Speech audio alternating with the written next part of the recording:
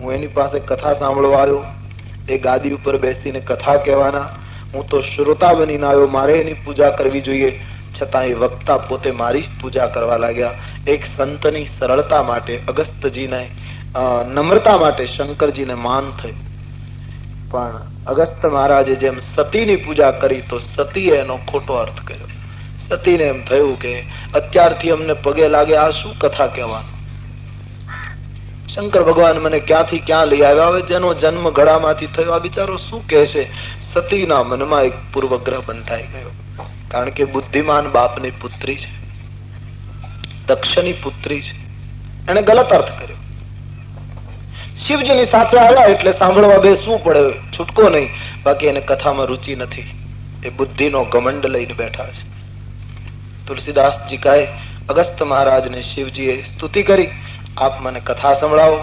અગસ્ત્ય મહારાજને થયું કે સમાજને તો કથા બહુ સંભળાવી, પણ શિવજી મારી કથા સાંભળે, મારી વાણી પવિત્ર થઈ જશે. એટલે અગસ્ત્ય મહારાજ ભગવત કથા કહે છે. આખી કથા શંકરજીએ સાંભળી. તુલસીદાસજીએ લખ્યું, ભવાનીએ સાંભળી નહીં એટલે નામ નથી લખ્યું. રામ કથા મુનિ બારિજ બખાની, સુની મહેશ પરમ સુખ માની. રામકથા અગસ્ત્ય મહારાજે કહી અને સુની મહેશ શંકરજીએ સાંભળી. ભવાની બેઠેલા પણ એકાગ્રતાથી કથા સાંભળી નહીં એટલે તુલસીદાસજીએ નામ કાઢી નાખ્યું શ્રોતામાંથી. સુની મહેશ પરમ સુખ માની. શંકરજીએ જ કથા સાંભળી. સતી બેઠેલા પણ ધ્યાન નહીં આપ્યું એટલે શ્રોતામાં ગણાયા નહીં. આખી કથા કહી, કથા પૂરી થઈ. શિવજીને એમ થયું કે અગસ્ત્ય મહારાજે કથા સંભળાવી તો મારે કઈ પત્ર પુષ્પ અર્પણ કરવું જોઈએ. પૂછ્યું, બાપજી હું આપને શું આપું? બોલે, મહારાજ મારે એક વસ્તુ જોઈએ, પણ હું તો ભારતનો ઋષિ માંગુ નહીં. ભારતનો સંત, ભારતનો સાધુ, ભારતનો ઋષિ માંગે નહીં. અગસ્ત્ય મહારાજ કહે, મહારાજ હું માંગી તો શકું નહીં. તો આપને કઈ આપવું હોય તો મહારાજ હું માંગણી તો નહીં કરું, પણ એક વસ્તુ આપને પૂછું. શું? બોલે, પૂછા ઋષિ હરિ ભક્તિ સુહાઈ, કહી શંભુ અધિકારી પાઈ. આપની ભક્તિ વિશે મને કંઈક કહો. પૂછપરછ કરી, માંગ્યું નહીં. માંગો નહીં બસ. જ્યારથી માંગણી કરવાની વૃત્તિ આપણામાં આવી છે ત્યારથી માનવીની પ્રતિષ્ઠા ઘટી ગઈ. માંગનારા દેનારા બની જાય તો સમાજની ઘણી સમસ્યાનો ઉકેલ આવી જાય. લેનારા આપનારા થઈ જાય. ત્યારે આપણી કરુણા એ છે, દરેક પ્રક્રિયામાં આપણી માંગણીઓ ચાલુ છે. માણસમાં એવી હિંમત હોવી જોઈએ, એવી નિષ્ઠા હોવી જોઈએ કે ભગવાનને કહી દે કે મહારાજ હું તારી પાસે માંગુ તો પણ તું મને આપીશ નહીં. કદાચ હું જીવ છું, હું ભૂલ કરું, તું ભૂલ કરતો નહીં. मैं अगर मांगू तुझे तो कुछ न देना तू मुझे. કદાચ હું જીવ છું ને તારી પાસે માંગી લઉં, પણ હું ભૂલ કરું, તું ભૂલ ના કરીશ, મને મહેરબાની કરીને આપીશ નહીં. मैं अगर मांगू तुझे तो कुछ न देना तू मुझे, क्यों कि वरना आशिक नहीं मजदूर हो जाऊंगा मैं. પછી તો તારો ભક્ત નહીં ગણાવ, તારો પ્રેમી નહીં ગણાવ, પછી તો મેં મજૂરી કરી ગણાશે ને તે મને મજૂરી ચૂકવી ગણાશે. એટલે સંતો માંગતા નથી. અગસ્ત્ય મહારાજે પૂછ્યું, શંકરજી સમજી ગયા. અધિકારી જોઈ અને શંકર ભગવાને રામ ભક્તિનું દાન અગસ્ત્યજીને કર્યું. આમ કથા શ્રવણ કરતા, ભક્તિની ચર્ચા કરતા ઘણો સમય ત્યાં રોકાયા. એક દિવસ અગસ્ત્ય મહારાજ પાસેથી, હે ભરદ્વાજજી, શિવજીએ વિદાય માંગી. અગસ્ત્ય વિદાય આપે અને જયારે વિદાય લીધી ત્યારે સતીને સાથે બતાવ્યા. આવ્યા ત્યારે સાથે હતા, જતી વખતે સાથે, પણ કથામાં સાથે નહોતા, બેસવા છતાંય. મુનિશન વિદા માંગી ત્રિપુરારી, ચલે ભવન સંગ દક્ષ કુમારી. અને જયારે જઈ રહ્યા છે ત્યારે ઓળખાણ જુદી આપી. આવ્યા ત્યારે એમ કહ્યું, સંગ સતી જગ જનની ભવાની, જગતની માં ભવાની સાથે છે. પણ એક સરળ સંતની સરળતાનો ખોટો અર્થ કર્યો. ભગવત કથામાં ધ્યાન આપ્યું નહીં. એક ઘમંડ લઈને સતી બેઠા. પરિણામે તુલસીદાસજીએ જગજનની શબ્દ ફેરવી નાખ્યો અને જતા હતા ત્યારે લખ્યું, ચલે ભવન સંગ દક્ષ કુમારી. એ તો દક્ષની દીકરી છે, એક બુદ્ધિમાન બાપની પુત્રી માત્ર છે, જગજનની હવે નથી. સતી અને શિવ અગસ્ત્યના આશ્રમમાંથી વિદાય થયા. હવે એ કાળ ત્રેતાયુગ હતો. રામજીનું ચરિત્ર એ વખતે ચાલુ હતું. દર ત્રેતાયુગમાં રામ અવતાર થાય એવી આપણી ધર્મ ગ્રંથોની માન્યતા. કલ્પે કલ્પે પ્રભુ અવતરે. તો એ વર્તમાન ત્રેતાયુગમાં રામજીનો જન્મ થઈ ચુકેલો. રામ વનમાં ફરતા હતા, સીતાજીને લઈને રાવણ જતો રહેલો. સીતાના વિરહમાં રામ લક્ષ્મણ પંચવટીના દંડિકારણ્યમાં સીતાની શોધ કરતા કરતા રડતા રડતા ફરતા હતા. એ સમયે શિવ અને સતી અગસ્ત્યના આશ્રમથી કૈલાસ જવા નીકળ્યા. દંડિકારણ્યમાંથી પસાર થયા. અંતર્યામી શિવજીને વિચાર આવ્યો કે જેની કથા સાંભળવા હું ગયો એ ભગવાનની લીલા તો ચાલુ છે. રસ્તામાં જ રામજી સીતાજીની તલાશ કરતા ફરે છે. ભગવાન કરે જો દર્શન થાય તો મારી કથા કેટલી સફળ થાય કે કથા શ્રવણ કરીને ઘરે પહોંચું એના પહેલા વચ્ચે રામ દર્શન. હૃદયમાં ભાવ જાગ્યો પ્રભુ દર્શનનો. સતીના મનમાં કોઈ વિચાર નથી, કારણ કે એ તો બુદ્ધિથી ભરાયેલું માનસ છે. શંકરજીની સાથે ચાલ્યા જાય. શંકરજી હૃદયમાં વિચાર કરે. હૃદય વિચારત જાત હર કેહી વિધિ દર્શન હોય, ગુપ્ત રૂપ અવતરે પ્રભુ ગયે જાન સબ કોઈ. વિચાર કરે કઈ રીતે દર્શન થાય ને એમાં યોગ આવ્યો. ઓચિંતા રામ લક્ષ્મણ સામેથી પસાર થયા. રામ અને લક્ષ્મણને જોતા શિવજીના મુખમાંથી શબ્દ નીકળ્યો, હે સચ્ચિદાનંદ, હે જગ પાવન.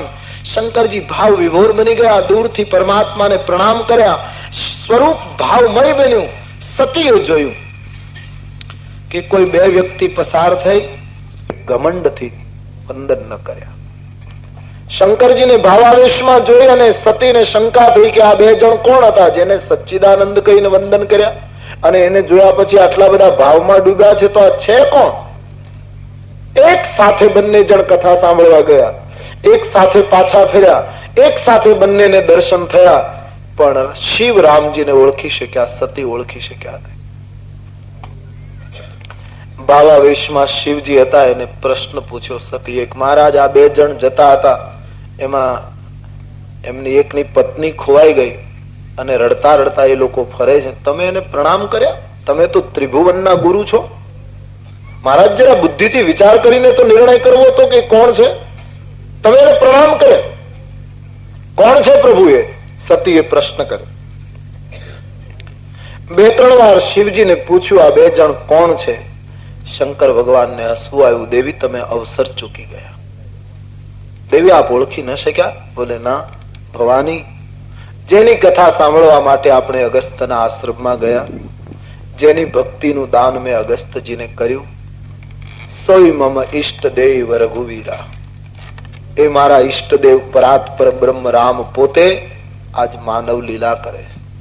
ઋષિમુનિઓ જેનું ધ્યાન કરે, જેની ઉપાસના કરે એ પરમેશ્વર પોતે હતા. દેવી મુનિ ધીર જોગી સિદ્ધ સંતત વિમલ મન કહી જાવગી કહીને પીની ગમ પુરાણ આગમ જાસુ કીરતી ગાવગી સોય રામ વ્યાપક બ્રહ્મ ભુવન નિકાય પતિ માયાધની અવતારે આપને ભગત હિત નિજ તંત્ર નીત રઘુકુલ મની. પાર્વતી, ઋષિમુનિઓ જેનું ધ્યાન કરે, વેદ જેને નેતિ કહીને પુકારે, એ મારા ઈષ્ટદેવ સ્વયં રામ પોતે હતા, જે માયાના અધિપતિ છે, બિલકુલ સ્વતંત્ર શક્તિ છે. આજ ભક્તોને લઈને અવતાર લીધો છે અને તેથી જેવું વાજિંત્ર વાગે એ પ્રમાણે નાચવું જોઈએ. માનવ રૂપ લઈને આવ્યા છે એટલે માનવના જેમ રહે છે, એના જેમ વર્તન કરે, સાક્ષાત બ્રહ્મ છે. શંકરજીએ સતીને સમજાવવાની કોશિશ કરી.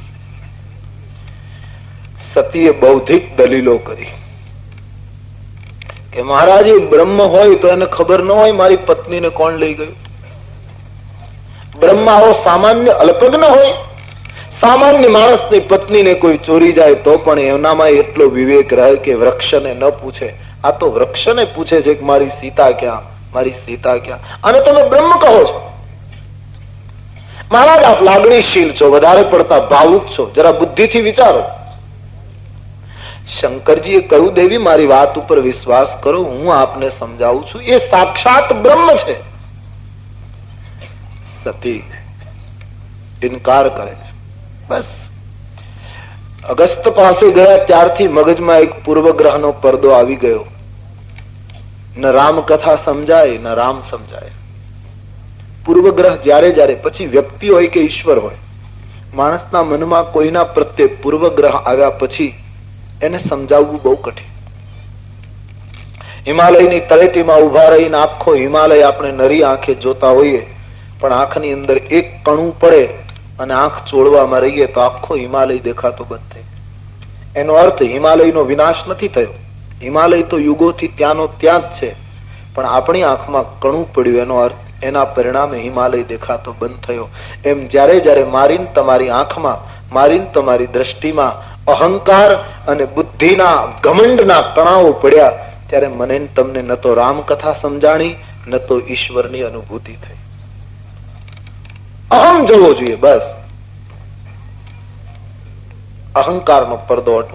સતી દક્ષની પુત્રી છે, એનો એને ઘમંડ છે.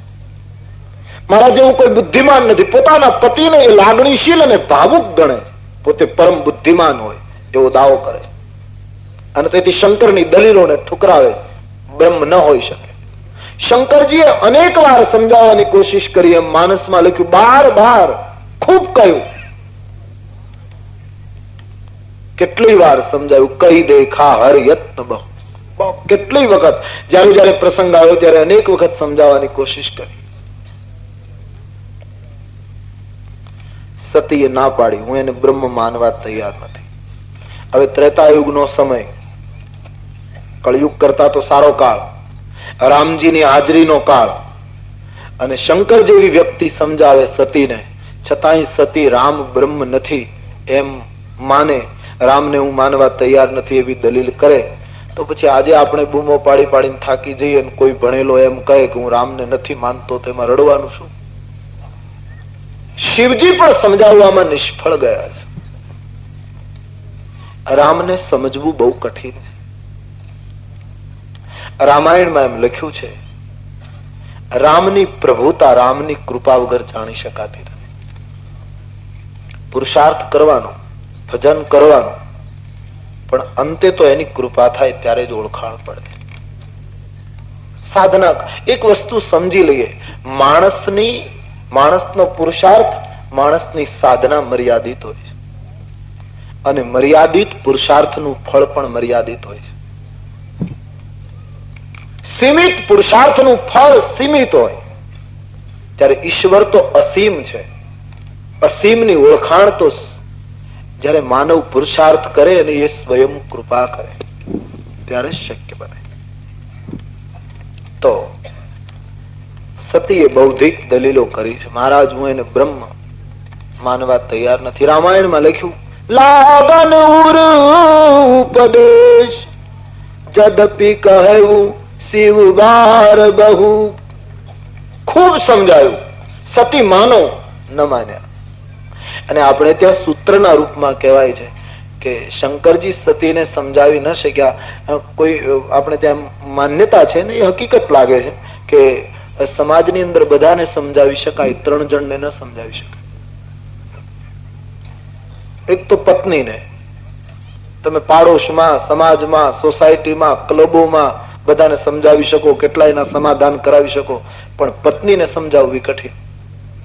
એની આગળ ઉપદેશ શરૂ કરશો તો એ કહે છે, એ બધું તમે બહાર રાખો, અહીંયા રહેવા દો. એને સમજાવવું કઠિન છે. શિવજી નિષ્ફળ ગયા છે, નથી સમજાવી શક્યા. બીજું પાડોશીને સમજાવવું કઠિન. આખું જગત આદર આપતો હશે, પાડોશી એમ માનશે કે આ શું બધા પગે લાગે, આ બધું શું છે. અને ત્રીજું પિતરાય ભાઈઓ, કુટુંબીઓ, આખી દુનિયા માન આપતી હશે, પિતરાઈઓ જુદો વિરોધ કરતા હશે. તમને અંદરની ખબર ન હોય, અંદરનું અમે જાણતા હોય. પિતરાએ, પત્ની અને પાડોશી વિદ્વાનોએ કહ્યું છે એને સમજાવવા બહુ કઠિન. શંકરજી નિષ્ફળ ગયા, સતીને સમજાવી નથી શક્યા. સતીએ વારંવાર દલીલો કરી છે, એને બ્રહ્મ માનવા તૈયાર નથી. બ્રહ્મ આવો હોય નહીં. આ તો પત્નીના વિરોહમાં રુદન કરે. શંકરજી હાર્યા. શંકરજી એમ કહ્યું કે દેવી, સૌ પ્રથમ તો તમારો સ્ત્રી સ્વભાવ, તમારે સંશય નહીં કરવો જોઈએ. એક પતિવ્રતા નારી તરીકે તમારે તમારા પતિના શબ્દો ઉપર વિશ્વાસ કરવો જોઈએ. અને છતાંય તમે જયારે દલીલો કરો છો ત્યારે હું એટલું જ કહીશ કે જો તમારો સંદેહ મારા કહેવાથી દૂર ન થતો હોય તો કહીને જાઓ, હું પરીક્ષા લેવ. આપ જાઓ, પરીક્ષા કરો. હું આ વડલાની નીચે બેઠો છું. આપ પરીક્ષા કરી નક્કી કરીને આવો, બ્રહ્મ છે કે મનુષ્ય, તમારી રીતે નક્કી કરો. પણ દેવી એક ધ્યાન રાખજો, વિવેક ન ચૂકશો. કારણ કે જેની પરીક્ષા કરવા જાઓ છો એ સાક્ષાત બ્રહ્મ છે. બુદ્ધિમાન માણસ પરીક્ષાથી જ નક્કી કરે, સ્વાભાવિક છે. જેનામાં બુદ્ધિ તત્વ બહુ કામ કરશે એ પરીક્ષા વૃત્તિ એનામાં હશે, પ્રમાણ માંગશે, હિસાબ માંગશે. સતીને પરીક્ષા લેવાનો વિચાર ગમ્યો. શંકર ભગવાન વડલાની નીચે બેઠા, સતી પરીક્ષા કરવા ગયા. ભરદ્વાજજી, શંકરજી મનમાં કહેવા લાગ્યા કે મારા કહેવાથી જેનો સંશય ન ગયો એનું કલ્યાણ નહીં થાય. પણ શંકરજીએ વિચાર કર્યો કે આની પાછળ પણ અંતે કંઈક પ્રભુની ઈચ્છા હશે. ઓયી સોઈ જો રામ રચી રાખા, ઓયી સોઈ જો રામ રચી, કો કરી તર્ક बढ़ावे शाखा, को કરી તર્ક बढ़ावे शाखा, अस कही लगे जपन हरि नामा, अस कही जपन लगे हरि नामा, गई सती जहाँ प्रभु सुख धामा, गई सती जहाँ प्रभु સુખ.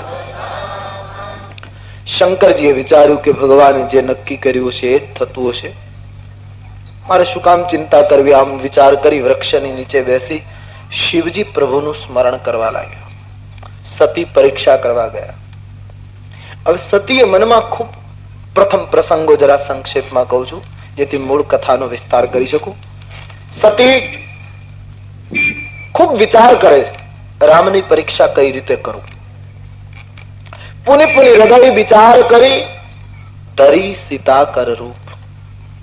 દંડિકારણ્યની ભૂમિ છે, સંશયનું જંગલ છે. આ એ ભૂમિ છે જે ભૂમિમાં શ્રી સીતાજીએ લક્ષ્મણજીને મર્મ વાક્યો કહ્યા. આ એ ભૂમિ છે જે ભૂમિમાં સતી સીતાજીનું અપહરણ થયું. એ જ ભૂમિમાં આજ સતીની બુદ્ધિ પણ હરાવવાની તૈયારી છે, કારણ કે ભૂમિ સારી નથી. ખૂબ વિચાર કર્યો કે કઈ રીતે પરીક્ષા કરું, અને અંતે નિર્ણય કર્યો કે હું તો સર્વશક્તિમાન છું, વેશ પલટી શકું છું. લાવ સીતાનું રૂપ લઈને જાઉં. રામ બ્રહ્મ હશે તો મને ઓળખી જશે કે આ મારા પત્ની નથી, આ તો જગતની માં ભવાની છે. અને સામાન્ય રાજકુમાર હશે તો મારો હાથ પકડીને એમ કહેશે કે સીતા તમે ક્યાં હતા, અમે ક્યારના તમને શોધીએ રડીએ છીએ. તો બ્રહ્મ છે કે મનુષ્ય, એની ખાતરી સીતાના રૂપમાં, બનાવટી સીતાનું રૂપ ધારણ કર્યું. ભવાની સીતાનું રૂપ તો લીધું બનાવટી, પણ ભૂલ ત્યાં કરી ગયા કે રામ લક્ષ્મણ બંને ચાલ્યા આવે છે તો સતી સીતાનું રૂપ લઈને એકદમ વચ્ચેથી આવી અને રામજીની આગળ આગળ ચાલવા લાગી. હવે સીતાનો વેશ લઈને નાટક કરવું હતું તો સીતાજીની જે રીતે ચાલવાની પદ્ધતિ હતી એ રીતે ચાલવું જોઈતું હતું. રામ આગળ ચાલે, સીતાજી પાછળ ચાલે, લક્ષ્મણજી છેલ્લે ચાલે, આ એક ક્રમ હતો. પણ સતી સીતાનું રૂપ લઈને આવ્યા ત્યારે એકદમ આગળ ચાલવા લાગ્યા. રામજીને આગળ થઈને ચાલે. બનાવટી સીતાનું રૂપ છે. સંતોએ બહુ સરસ ખુલાસો કર્યો કે સતી આગળ કેમ ચાલ્યા, રામ કરતા આગળ કેમ થઈ ગયા. તુલસીદાસજી અયોધ્યા કાંડમાં સીતાજીની વ્યાખ્યા કરતા એમ લખ્યું છે, સીતાજી સાક્ષાત ભક્તિ છે. આજ ભવાની એ સીતાનું રૂપ લીધું પણ એ સાચા સીતા નથી, એ બનાવટી સીતા. એટલે ભવાની સાચી ભક્તિના રૂપમાં નથી, બનાવટી ભક્તિના રૂપમાં. સાચી ભક્તિ હોય તો રામને પગલે ચાલે, પણ ખોટી ભક્તિ તો રામ કરતા આગળ ચાલતી હોય. અને સમાજમાં આવું બને. સાચી ભક્તિ પ્રભુની પાછળ ચાલતી હશે, સાચી ઉપાસના હરિને પગલે પગલે થતી હશે, પણ ખોટી ભક્તિ ભગવાન કરતા પણ આગળ જતી હોય. સતી આગળ ચાલવા લાગે. રામજીનો હજી ખ્યાલ નથી, એ તો નીચે જોઈને ચાલે. લક્ષ્મણજી જોઈ ગયા. લક્ષ્મણજીને થયું, લક્ષ્મણજી ઓળખી ગયા કે કમાલ છે, જગતની માં ભવાની સીતાજીનું રૂપ લઈને આવ્યા. લક્ષ્મણજીને થયું કે આ જંગલ જ વિચિત્ર છે. અહીંયા રાવણ પણ વેશ બદલીને આવ્યો, અહીંયા મારીચ પણ વેશ બદલીને આવ્યો, અને રાક્ષસો તો બદલે એનો વાંધો નહીં, પણ દેવતાઓ બદલવામાં આ જંગલમાં દેવ પણ વેશ પલટો કરવા લાગ્યા. સાક્ષાત જગદંબા સીતાનું રૂપ લઈ. લક્ષ્મણજી ચૂપ થઈ ગયા, કઈ બોલ્યા નહીં. નહીં તો લક્ષ્મણજી રામજીને કેવું જોઈતું હતું, મહારાજ ગજબ છે, જગતની માં સતી સીતાનું રૂપ. પણ લક્ષ્મણજી બોલ્યા જ નહીં. લક્ષ્મણજીને કદાચ એમ લાગ્યું હશે કે ભગવાન નાટક કરે છે, લીલા કરે છે, અને આ નાટકમાં કદાચ એકાદો પ્રવેશ આવો આવતો હશે, આપણને શું ખબર. અત્યારે પ્રભુ જે નાટક કરે છે એમાં મારે વિક્ષેપ નથી કરવો. પાછળ પાછળ ચાલે.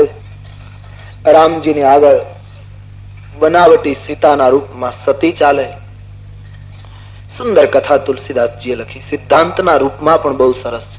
ભગવાન એકદમ સતીની નજીક ગયા તો સીતાજી જો હોય તો એ રામને પગે લાગે, પણ અહીંયા તો રામજી હાથ જોડી અને પ્રણામ કર્યા. જોરી પાની પ્રભુ કિનઃ પ્રણામ. ભગવાને હાથ જોડી અને સતીને વંદન કરતા કહ્યું, આપને પ્રણામ કરું છું. આમાં સતીને સમજી જવું જોઈતું હતું કે આ મને ઓળખી ગયા. મને પત્ની માની હોત તો એ મારો હાથ પકડત, પણ મને પ્રણામ કર્યા. એનો અર્થ તમે ભલે રૂપ બદલીને આવ્યા, પણ તમે જગતની જનેતા છો એમ માનીને રામજીએ પ્રણામ કર્યા. સતી સમજ્યા નહીં, અથવા તો સતી પરીક્ષા કરવા આવ્યા. રામજીને એમ થયું કે પરીક્ષા કરવા આવે એ ગુરુ ગણાય, અને જેની પરીક્ષા થવાની હોય એ શિષ્ય ગણાય, અને ગુરુદેવ આવે ત્યારે શિષ્ય પગે લાગવું જોઈએ. એ ક્રમ ભગવાને સાચવો, એટલે સતીને પગે લાગ્યા. અથવા તો બીજા અર્થમાં કહીએ તો સાચી ભક્તિ હોય તો ભગવાનને પગે લાગે, પણ ખોટી ભક્તિને તો ભગવાન પણ પગે લાગે. બનાવટી ભક્તિ, દાંભિક ભક્તિ, કેવલ ધોખેબાજ ભક્તિ જે હોય એને તો ઈશ્વર પણ વંદન કરે. સતીને ભગવાને પ્રણામ કર્યા, પોતાનું વાત કહી, પિતાનું નામ કહ્યું, અને સતીને એક પ્રશ્ન પૂછ્યો, ભગવાન શિવજી ક્યાં છે? તમે આ જંગલમાં એકલા કેમ ફરો? દેવી, આ જંગલ એકલા રહેવા જેવું નથી. આ જંગલમાં હું ને લક્ષ્મણ પંચવટીમાંથી બહાર ગયા અને સીતા એકલા રહ્યા તો એનું અપહરણ થઈ ગયું. આ હે શ્રદ્ધા, હે પાર્વતી, વિશ્વાસનો સંગ છોડી અને આ જંગલમાં એકલા એકલા કેમ ફરો? કહું કહા પિતા ઋષિકેતુ, આપ એકલા કેમ ફરો છો? શિવ ક્યાં છે? આટલી વાત જ્યાં રામજીએ પૂછી, સતીને ખાતરી થઈ ગઈ કે બ્રહ્મ છે. એક પણ શબ્દ ન બોલી શક્યા. બનાવટી અને દાંભિક ભક્તિની તાકાત નથી હરિની સામે ઉભી રહી શકે. એ સમાજને છેતરી શકે. ધોખાવાળી ભક્તિ, પડદાવાળી ભક્તિ સમાજમાં પોતાનું વર્ચસ્વ જમાવી શકે. હરિના દ્વાર પાસે એને ઉભવાની કોઈ શક્તિ નથી. એક પણ શબ્દ બોલે વિના સતી ભાગ્યા. ભગવાન લક્ષ્મણજીની સામે જોઈને હસ્યા કે લખન, તું મને અવારનવાર પૂછતો તો માયા એટલે શું? આનું નામ માયા. આજ ભગવતી સતીને પણ માયાએ ચક્કરમાં લઈ લીધા અને આજ મારી કસોટી કરવા આવ્યા. ભગવાનને થયું લાવ મારું ઐશ્વર્ય બતાવું, જેથી સતી બીજી વાર ભૂલ ન કરે. સતી દોડતા જતા હતા, રામજીએ લીલા કરી, સામેથી રામ લક્ષ્મણ વૈદેહી ત્રણેય ચાલ્યા આવે એવું દેખાયું. સતી ચોંકી ગયા કે સીતાજીને તો કોઈ લઈ ગયું, રામ લક્ષ્મણ પાછળ છે, સામેથી ત્રણેય કેમ? એકદમ પાછળ જોયું તો ત્યાંથી ત્રણેય જણ આવે, આમ જુએ તો ત્યાંથી, જ્યાં જુએ ત્યાં રામ હિ રામ. બ્રહ્માદિ દેવતાઓ પ્રભુની સેવા કરતા દેખાય, પોતાનું સ્વરૂપ દેખાય, તમામને જોયા. આટલું મોટું ઈશ્વરનું ઐશ્વર્ય જોઈ સતી અકળાયા. આંખો બંધ કરી નયન મુંદી બેઠી મગમાહી. હે ભરદ્વાજજી, સતી રસ્તામાં બેસી ગયા, આંખો બંધ કરી ગયા. ભગવાનને એમ થયું કે લાવ હવે વિસ્તાર ખેંચી લઉં. ઐશ્વર્યને ખેંચી લીધો. સતીએ થોડા સમય પછી આંખો ખોલી તો કછું ન દીખતા દક્ષ કુમારી. કઈ જોયું નહીં, બધું અલોપ થયું. પણ તુલસીદાસજીએ શબ્દ પ્રયોગ ચાલુ રાખ્યો, દક્ષ કુમારી. હજી કઈ સુધારો થયો નહીં. એ દક્ષની પુત્રી જ છે. ચારે બાજુ રામ હિ રામ જોયા. સતીના હૃદયમાં સંતાપ ઉત્પન્ન થયો. આમ નિયમ તો એવો છે કે જેને રામ દર્શન થાય એને શાંતિ મળવી જોઈએ. સતીને રામ દર્શન થયા તો શાંતિ ન મળી, સંતાપ થયો, ઉલટું થયું. નિયમ એવો છે કે રામના જે દર્શન કરે એની કામનાનો નાશ થાય. ત્યારે આજ પંચવટીમાં, આજ દંડિકારણ્યમાં શૂર્પણખાએ રામના દર્શન કર્યા તો એની કામના વધારે ભડકી ગઈ.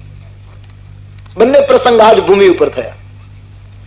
શૂર્પણખા રામને જોયા પછી નિષ્કામ થવી જોઈએ, એને બદલે એનામાં કામના ભડકી અને રામને પરણવાનો વિચાર આવ્યો. સતીને રામના દર્શન થયા પછી શાંતિ થવી જોઈએ, એને બદલે સતી ભવાનીને સંતાપ થયો. આનું કારણ શું?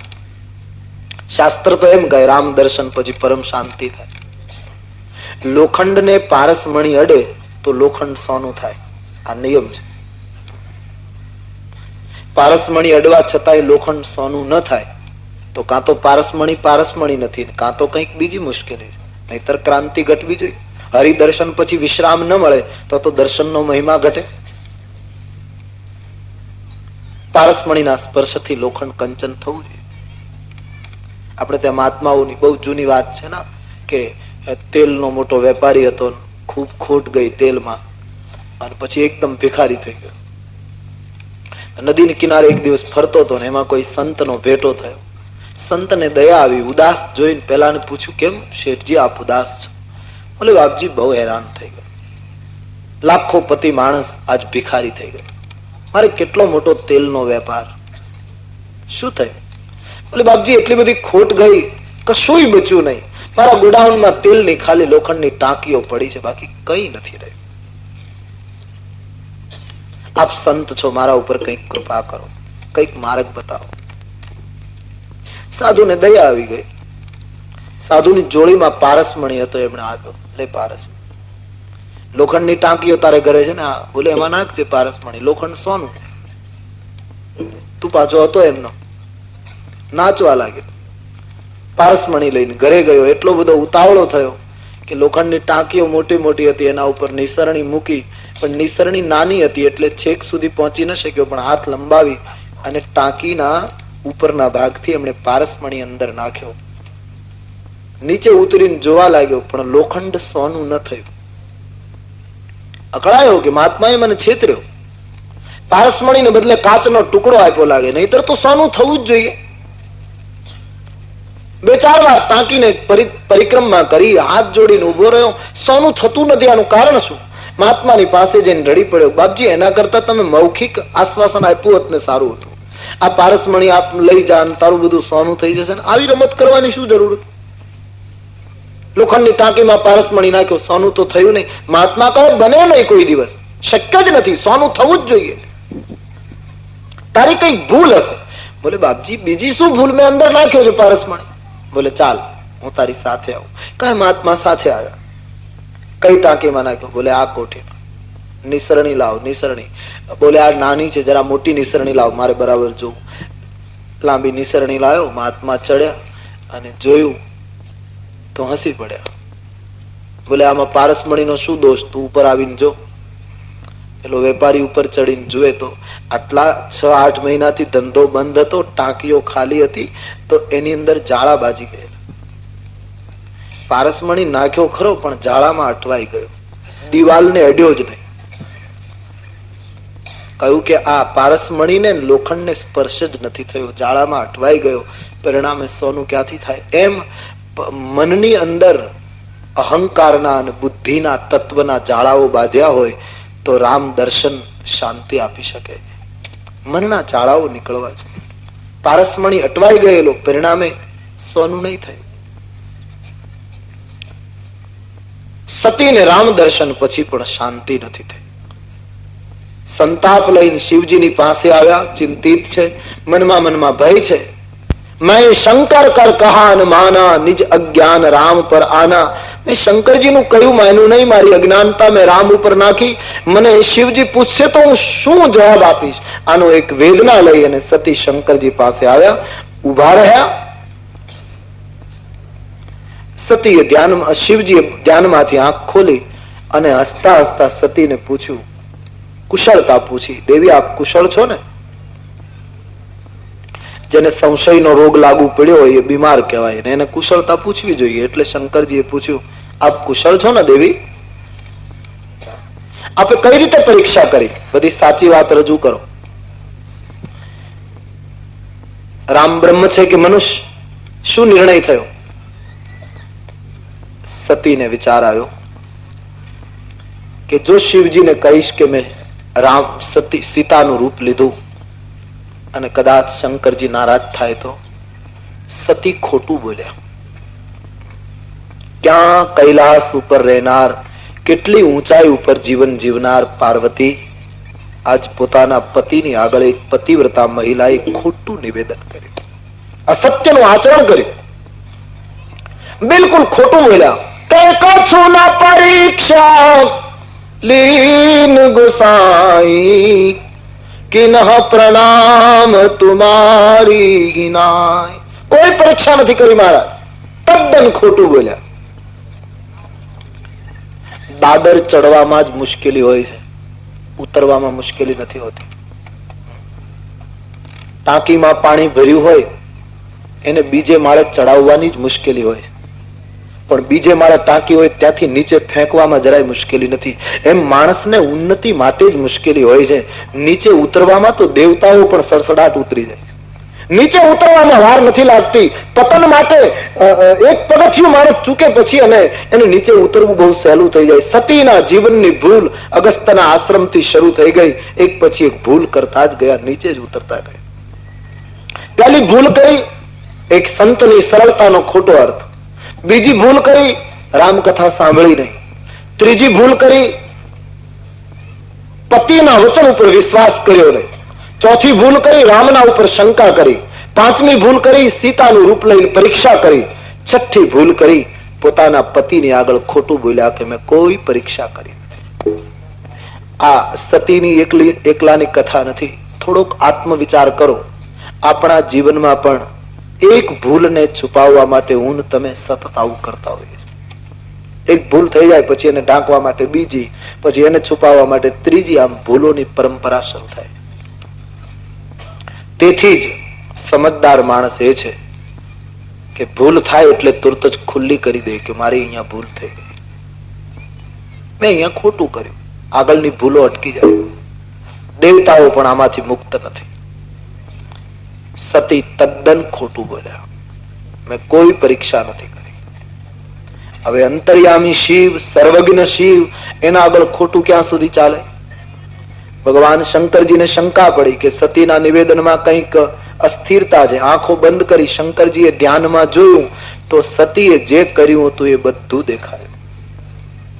સીતાનું રૂપ લઈને ગયા, લક્ષ્મણજી ઓળખી ગયા પણ બોલ્યા નહીં. રામજીએ વંદન કર્યા, કુશળતા પૂછી, સતી ભાગ્યા, રામજીએ ઐશ્વર્ય બતાવ્યું.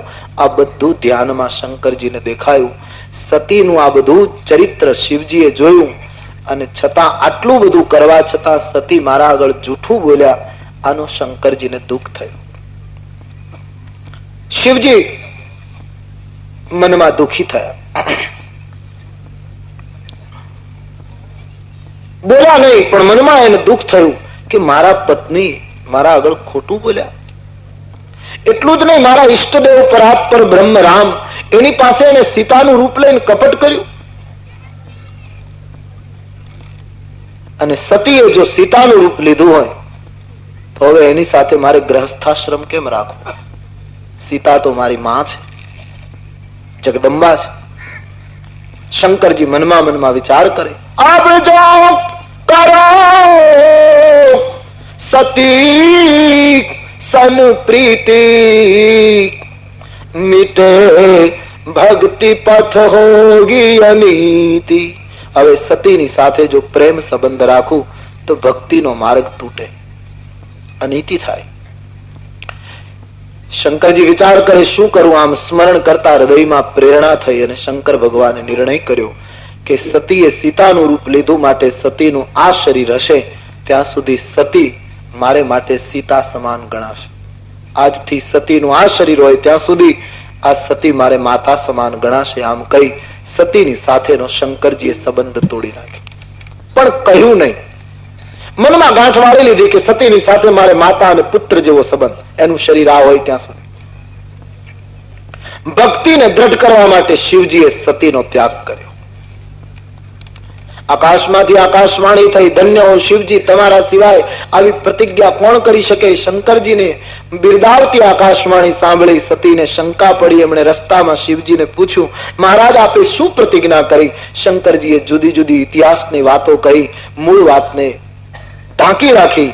બંને જણ કૈલાસ પહોંચ્યા. ભરદ્વાજજી કૈલાસ પહોંચતા જ શંકરજીએ પોતાના વ્રતનો વિચાર કરી મૃગચર્મ બિછાવી કૈલાસના વૃક્ષ નીચે ધ્યાનમાં બેસી ગયા. સતી સાથેનો સંબંધ તૂટી ગયો. આનો અર્થ એમ કરી શકાય કે જીવ જ્યારે જ્યારે ઈશ્વરની સાથે કપટ કરે ત્યારે ઈશ્વર એને મૌખિક ઠપકો નથી આપતો, પણ એની સાથેનો સંબંધ તોડી નાખે. પરમાત્માના સંબંધમાં આપણે જો વિક્ષેપ અનુભવતા હોઈએ તો એનું કારણ મારું તમારું કપટ, મારું તમારું અસત્ય. રામચરિત એક ગંભીરતા પૂર્વક આ સૂત્રને સમજી લો. રામચરિત માનસની દ્રઢ માન્યતા છે કે આ જગતમાં સત્ય જેવો બીજો કોઈ ધર્મ નથી. ધર્મ ને દૂસર સત્ય સમાન. સત્યથી અધિક કોઈ ધર્મ નથી. તિલક કરો, પૂજા કરો, જપ કરો, બધું કરો, પણ જો સત્યનું આચરણ નહીં હોય તો ભલે ને દેવ હોય તોય શું? સત્ય સર્વોચ્ચ ધર્મ છે. માણસના જીવનમાં સત્ય બચી જાય તો બસ. મેં એવી કથા સાંભળી કે એક માણસ ખૂબ જ સત્યનિષ્ઠ હતો. એ સવારના પ્રહરમાં 5-6 વાગે પ્રાતઃકાળના સમયે પોતાના દ્વારમાં બેઠો છે. એક દિવસ ઓચિંતા એના ઘરમાંથી એક સ્ત્રી બહાર નીકળી. આશ્ચર્યમાં ડૂબી ગયો. એને તલવાર ખેંચી દરવાજા આડી રાખી. કહ્યું, કોણ છો તમે? મારા ઘરમાં તો બીજું કોઈ નથી, તમે ઘરમાંથી નીકળો છો? કઈ ભૂત પ્રેત? કોણ છો? બોલે, હું તમારા ઘરની લક્ષ્મી છું. તો બોલે, લક્ષ્મી છો તો ક્યાં જાઓ છો? બોલે, હવે મારે આ ઘરમાં નથી રહેવું, જતા રહો. પેલા માણસે તલવાર લઈ લીધી. કહ્યું, ચાઓ. લક્ષ્મી જતી રહી. લક્ષ્મી ગઈ. 2-5 દિવસ ગયા. પાછળ એક દિવસ સવારના ઘટના બની કે માણસ બેઠો તો ને એક બીજી સ્ત્રી નીકળી. પેલો માણસ હેરાન થયું કે કમાલ છે, 8 દિવસ પહેલા એક સ્ત્રી નીકળી છે, કહેતી હતી હું લક્ષ્મી છું.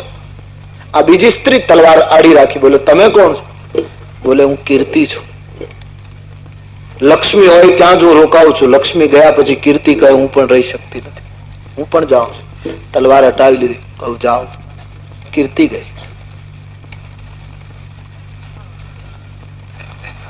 વળી 8 દિવસ ગયા. આ પુરુષ બેઠો હતો અને એક ઘટના બની. સવારમાં એક પુરુષ નીકળ્યો ઘરમાંથી, તલવાર આડી રાખી. બોલે, તમે કોણ છો? બોલે, હું સત્ય છું. સત્ય? માણસ ઉભો થઈ ગયો. મને જવા દો. પેલા એ કહ્યું કે નહીં, હું લક્ષ્મીને જવા દઈ શકું, કીર્તિને જવા દઈ શકું, તમને નહીં જવા દો, તમારે ઘરમાં રહેવું પડશે. સત્ય પુરુષ પાછો ઘરમાં ફરે અને એમ કહે છે કે 1 મહિના પછી એવું બન્યું કે સત્ય હતું તો પાછી લક્ષ્મી પણ આવી, એની પાછળ કીર્તિ પણ આવી. સત્યની છાયા છે આ બધી. સત્યના આ બધા પડછાયા છે. કીર્તિ, પ્રતિષ્ઠા, લક્ષ્મી, આ બધું એની પાછળ આવે. શરત માણસ સત્યનું આચરણ કરે. આજે સત્ય ચુકાતું જાય, સત્યનું આચરણ તૂટતું જાય. આપણા જીવનનો રોજ હિસાબ લગાવીએ તો આપણને ખબર પડે કે આપણે જીવનમાં કેટલું અસત્ય બોલીએ. એટલા માટે સંતો માને છે બને એટલું મૌન રાખો, બહુ બોલો નહીં. અને બહુ બોલીએ તો આપણા બોલવાનું કોઈ નોંધે લેવાનું નથી. ખોટું શું બોલ્યા કરો? જેટલું ઓછું બોલાશે એટલું અસત્ય ઓછું બોલાશે. અસત્ય જેટલું ઓછું બોલાશે એટલું વાણીનું બળ વધશે. સત્ય પકડાય. પણ લોકોએ તો સમાજમાં આમ સિદ્ધાંતના રૂપમાં કબૂલું, લોકો એમ માને ખોટું જ ચાલે છે જગત. ખોટું કર્યા વગર છૂટકો. ખોટું કોઈ દિવસ ન ચાલે, સત્ય જ ચાલે. અસત્યને ચાલવું હોય ને તો એ સત્યના પડદામાં રહેવું પડે. અસત્ય કોઈ દિવસ ન ચાલે. નોટ ફાટેલી હોય ને રૂપિયાની, અને તમે બજારમાં જાઓ એમને ફાટેલી નોટ લઈ, કોઈ નહીં ચાલવા દે, બધા પાછી આપશે. પણ 100 રૂપિયાની નોટના બંડલમાં એ રૂપિયાની નોટ વચ્ચે નાખી દો તો કદાચ નીકળી જવી નીકળી જાય. સત્યના પડદામાં અસત્ય નીકળી જાય. બાકી અસત્ય ખુલ્લું થાય પછી અસત્ય કોઈ દિવસ જગતમાં, અસત્યને ચાલવા માટે પણ સત્યનો આશ્રય કરવો પડે. જગતમાં સત્ય જ ચાલે, અસત્ય ચાલી શકે.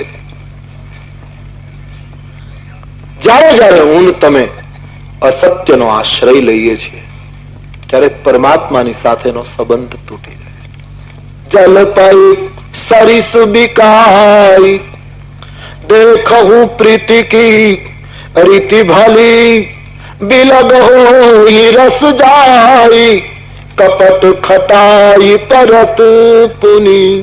દૂધ અને પાણી એક બને ત્યારે કેટલી એકતા સદાય, પણ એક છાશનું ટીપું પડે તો બંનેને બિલક કરી નાખે. એમ જીવ અને શિવમાં જ્યારે જ્યારે કપટ આવે છે, શ્રદ્ધા અને વિશ્વાસના સંબંધમાં જ્યારે જ્યારે કપટ અને બુદ્ધિનો ઘમંડ પેદા થાય છે ત્યારે બંને તત્વને જુદા પડવું પડે. શંકરજી ધ્યાનમાં લીન થઈ ગયા, સતી એકલા થઈ ગયા, સમજી ગયા કે શિવજીએ મારો ત્યાગ કરી દીધો. શરીર કૃશ થવા લાગ્યું. ભગવાનની પ્રાર્થના કરે, મહારાજ મારી ભૂલ થઈ, કાં તો શિવ સાથે સમાધાન કરાવી દો, કાં તો શંકરના વિરહમાં મારું મૃત્યુ થાય એવું કરો. સતી ખૂબ દુઃખી છે, ખૂબ દુઃખી થયા છે. વર્ષો વીત્યા છે. તુલસીદાસજીએ લખ્યું, એક વખત ઓચિંતા ભગવાન શિવજી જાગ્યા, કૈલાસના શિખર ઉપર સમાધિમાંથી મુક્ત થયા. રામાયણમાં લખ્યું છે, રામ રામ શિવ સુમિરન લાગે, રામ રામ શિવ સુમિરન, રામ રામ શિવ સુમિરન લાગે.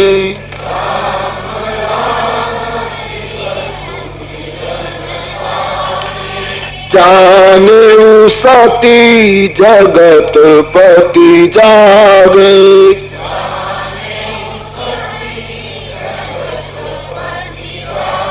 રામ રામ શબ્દ સંભળાવા લાગ્યો. સતીને થયું જગતપતિ જાગ્યા લાગે. હવે તો સતી સમજી ગયા કે મારા પતિ નથી, હવે તો જગતપતિ છે, મારી સાથેનો સંબંધ તૂટી ગયો. સતી ડરતા ડરતા શિવજીની પાસે આવ્યા. વર્ષો વીતી ગયેલા વિયુગમાં જેવા સતી આવ્યા તો સન્મુખ શંકર આસન દિનહા, શંકર ભગવાને સન્મુખ આસન આપ્યું, આપ બેઠીએ.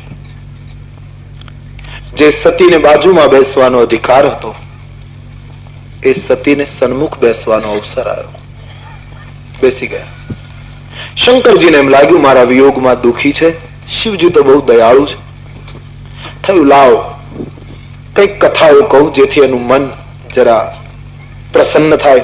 શંકરજી જુદી જુદી કથાઓ કહેવા લાગ્યા. સતી કથા શ્રવણ કરે છે. કથામાં એવી શક્તિ છે, માણસ દુઃખ ભૂલે.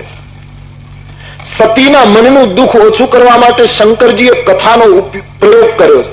સીતાજીના મનનું દુઃખ ઓછું કરવા માટે હનુમાનજીએ પણ અશોક વાટિકામાં કથાનો જ પ્રયોગ કર્યો છે. ભગવત કથામાં એ શક્તિ છે, દુઃખ ભૂલાવી દે. આપણે ઘરે 3 કલાક આવી રીતે ન બેસી શકીએ. ખુરશી હોય, ગાદી તકિયા હોય, અડધો અડધો કલાકે પાણી આવતું હોય, કલાકે કલાકે ચા આવતી હોય, છતાંય આવી રીતે 3 કલાક બિલકુલ ચૂપ ઘરે આપણે ન બેસી શકીએ. અહીંયા બેસી રહીએ છીએ એનું કારણ ભગવત કથાની અસર. અહીંયા દુઃખ ભૂલાય.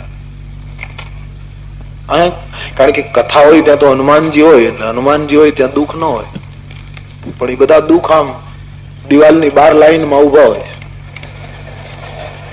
6:30 ની રાહ જોઈ. જેવા બહાર નીકળી એ લોકો એટલી સરસ ઓળખાણ રાખે છે, જેવા બહાર નીકળી એટલે વળી હાથ પકડી લે. 3 કલાક થઈ, તમે ક્યાં ગયા હતા? તમારા વગર અમને ફાવે નહીં, અનુકૂળ પડે. આપણી આ સ્થિતિ છે.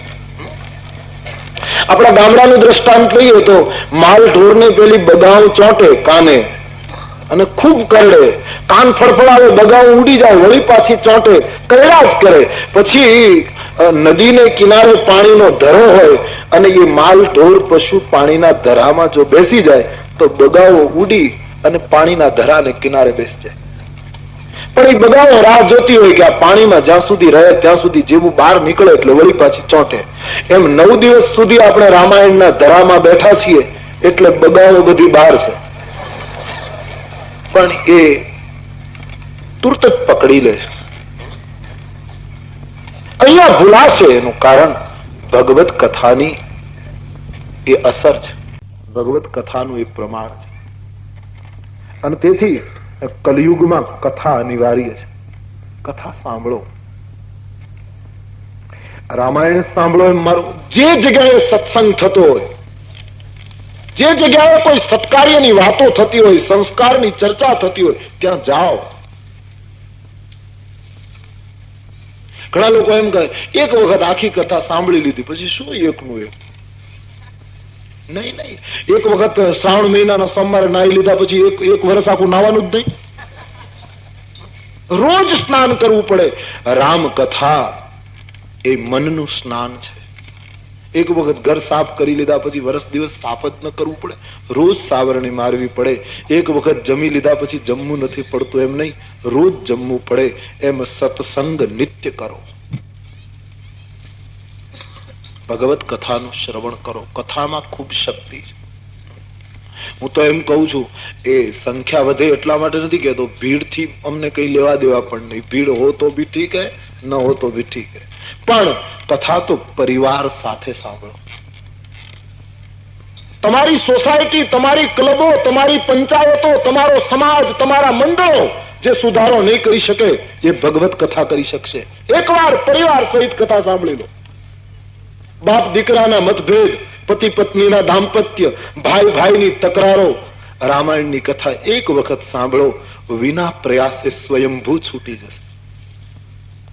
એક વખત સાંભળી લો બસ. હું અમદાવાદમાં વિદ્યાપીઠના મેદાનમાં કથા કહેતો હતો. 7મે દિવસે એક વડીલ મારી પાસે આવીને રડી પડ્યા. એ અમદાવાદના બહુ મોટા વેપારી ગણાય.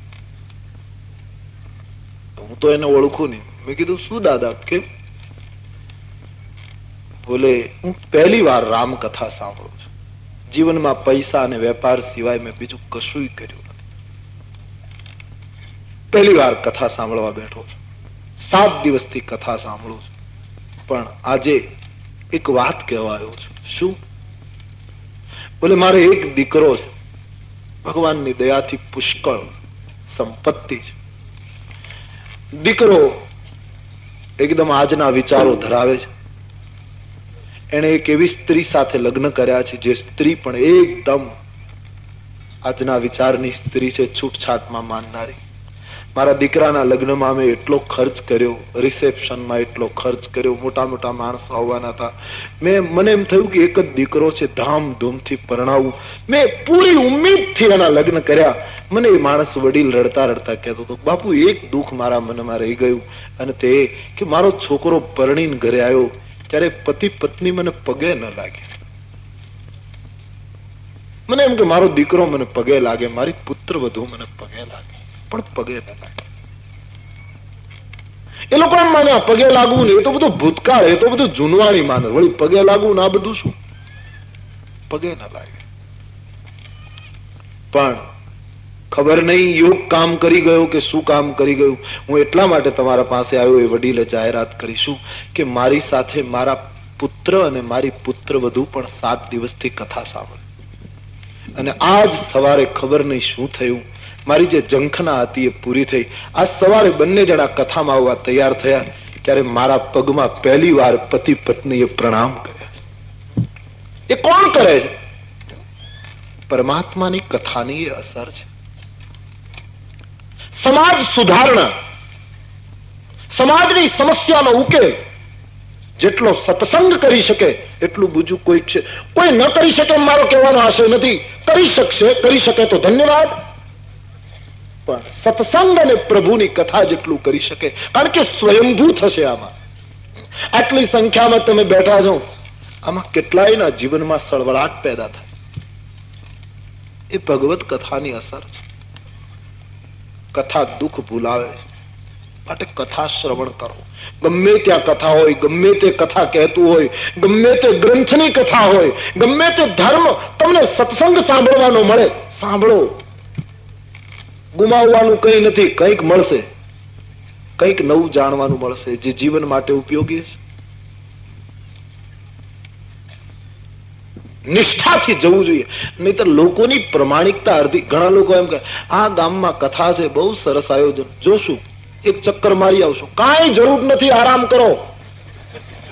ખાલી ચક્કર જ મારવા આવ્યું હોય, આવી અડધી પ્રમાણિકતા ભગવત કથામાં ન ચાલે. કાર્ય સારું હોય તો એમાં સાથ આપો. કોઈ માણસ સારી પ્રવૃત્તિ ગામમાં શરૂ કરશે એટલે લોકો કહેશે ના ના બહુ સરસ એમણે શરૂઆત કરી. જોશું, પ્રવૃત્તિ સરસ હોય તો તારી ફરજ છે એમાં સાથ આપો. એક બાજુ પ્રવૃત્તિ સારી કહેવી અને બીજી બાજુ સમય મળશે તો એ તો અડધી પ્રમાણિકતા છે. ઈશ્વરના માર્ગમાં પ્રમાણિકતા અખંડ હોવી જોઈએ, ખંડિત પ્રમાણિકતા ન ચાલે. એક બાજુથી સારું કહેવું, બીજી બાજુથી છટકવું, એ હરિના માર્ગમાં ન ચાલે. ભગવત કથા શ્રવણ કરો.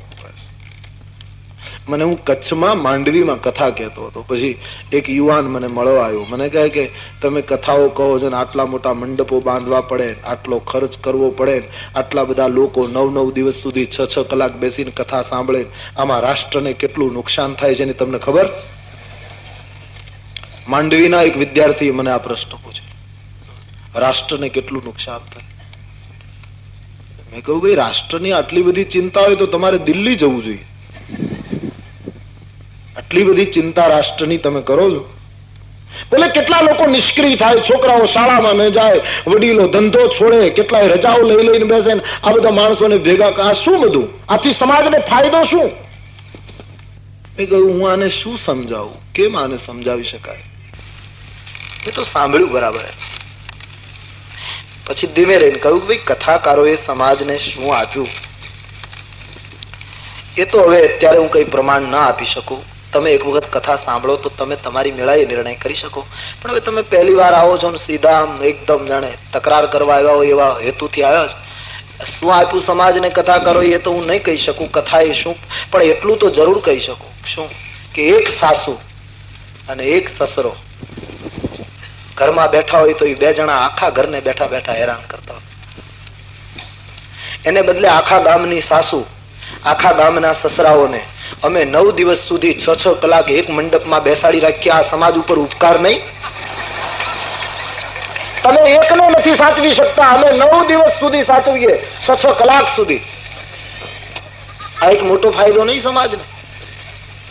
અને એ વિનોદ માટે નહીં, ગંભીરતાથી કહું તો એક એક વસ્તુ નહીં, અમારી ગણતરી 6 કલાક સુધી તમે કથાના મંડપમાં બેસી અને મૌન રાખો. તમે વિચાર કરો 20,000, 25,000, 30,000 કે જેટલી સંખ્યા હોય એટલા માણસો 6 કલાક નિત્ય 9 દિવસ સુધી મૌન રાખે. ભારત વર્ષના આકાશનું કેટલું અસત્ય અટકી ગયું, સાવરકુંડલાનું અસત્ય કેટલું અટકી ગયું. 6 કલાક સુધી ફરજિયાત તમારે મૌન છે, તમે ખોટું બોલી શકતા નથી. તમે અહીંયા બેઠા છો ત્યાં સુધી બીજું કઈ કરી શકવાના નથી, બીજાને હેરાન કરી શકવાના નથી. આની પાછળના સૂક્ષ્મ ગણતરી કરો તો કેટલો હિસાબ લાગે છે એક કથાની પાછળ. કથા સ્વયંભૂ ક્રાંતિ કરે છે. કથામાં એ તાકાત છે. માનવીના મનના દુઃખોને ભૂલાવવા હોય તો ભગવત કથાનો આશ્રય કરો. શંકરજી કથા કહેવા લાગ્યા તાકી સતીના મનનું દુઃખ ભૂલાય. પણ મુશ્કેલી આવી, શંકરજી કથા કહેતા હતા, સતી કથા સાંભળતા હતા. એમાં સ્વર્ગમાં એક ઘટના બની. બધા દેવતાઓને બોલાવી બ્રહ્માજીએ દક્ષ મહારાજને પ્રજાપતિ નાયકને પદવી અર્પણ કરી. દક્ષ એટલે સતીના પિતા, શિવજીના સસરા. પ્રજાપતિ નાયકની પદવી દક્ષ મહારાજને મળી અને દક્ષને અહંકાર આવ્યો કે હવે મારા સમાન કોણ. અને આ ઘમંડને લીધે દક્ષ મહારાજે એક યજ્ઞનું આયોજન કર્યું. મોટો સત્કાર્ય, મોટો યજ્ઞ કર્યો. અને આ યજ્ઞમાં બધા દેવતાઓને એમણે નિમંત્રણ આપ્યું, પણ બ્રહ્મા, વિષ્ણુ અને મહેશ 3 દેવતાઓને નિમંત્રણ આપ્યું.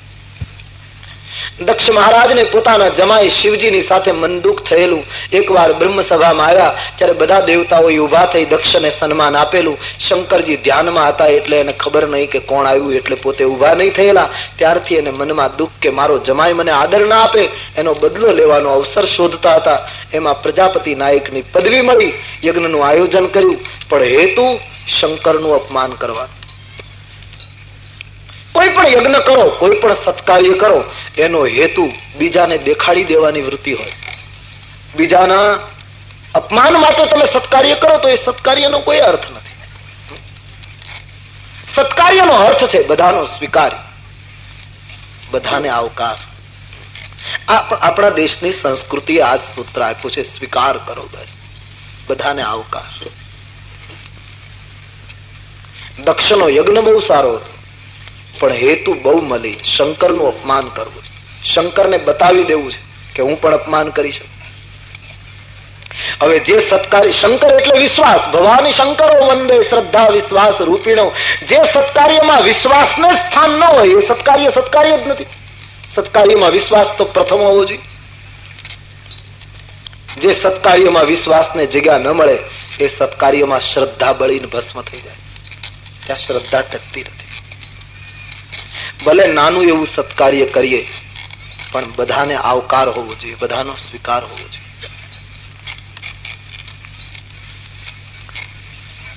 આપણે ત્યાં યજ્ઞો થતા હતા ત્યારે નિયમ હતો, કોઈ પણ જગ્યાએ યજ્ઞ થાય તો ત્યાં કોઈનું અપમાન ન થવું જોઈએ. કોઈ પણ વ્યક્તિ યજ્ઞમાં આવે એને આવકાર મળવો જોઈએ. યજ્ઞો થતા હતા ત્યારે નિર્ણય હતો કોઈ વ્યક્તિ ભૂખી ન રહેવી જોઈએ.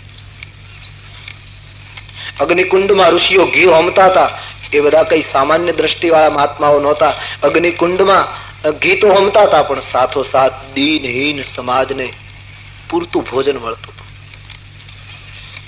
અગ્નિમાં ઘી હોમો સારી વસ્તુ છે, પણ જેના પેટમાં અગ્નિ સળગતો હોય, જેને રોટી ન મળતી હોય, એને જો હું તમે ઘી ના આપી શકીએ તો એ યજ્ઞ ક્યાં સુધી સફળ થાય?